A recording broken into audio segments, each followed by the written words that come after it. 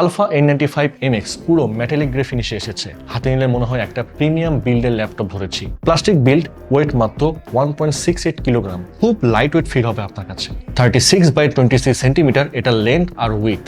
খুবই thin height, মাত্র 2 centimetre. ব্যাকলিটে ফুল size keyboard, নাম লক আছে। ফ্লেক্স তেমন নেই বললেই চলে। টাইপ করার সময় এমন স্মুথ ফিল পাবেন।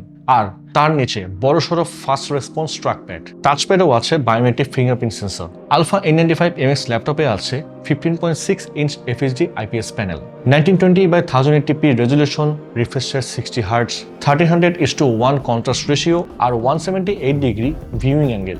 IPS প্যানেল হওয়ার কারণে অ্যাকুরেসি খুবই ডিসেন্ট আর ডিসপ্লের উপরে 2 মেগাপিক্সেল HD ওয়েবক্যাম। আচ্ছা, পোর্টস অ্যান্ড কানেক্টিভিটির কথা যদি বলি, একটা USB 3.2 Gen 1, দুটো USB 2.0, একটা USB Type-C 3.1, একটা HDMI 1.4 যেটাতে 4K 30fps পর্যন্ত সাপোর্ট পাবে, একটা 3.5mm হেডফোন অ্যান্ড মাইকের কম্বো জ্যাক এবং একটা মাইক্রো মেমোরি কার্ড স্লট। যতগুলো আইও পোর্টস আপনাদের প্রোডাক্টিভিটি প্লাস গেমিং এর জন্য দরকার সবই আছে এতে। ব্যাটারি হলো 4000 mAh লিথিয়াম পলিমার। ব্যাকআপ পাবেন নর্মাল ইউজে 3 থেকে 3.5 ঘন্টা আর গেমিং করলে 1.5 থেকে 2 ঘন্টা পর্যন্ত।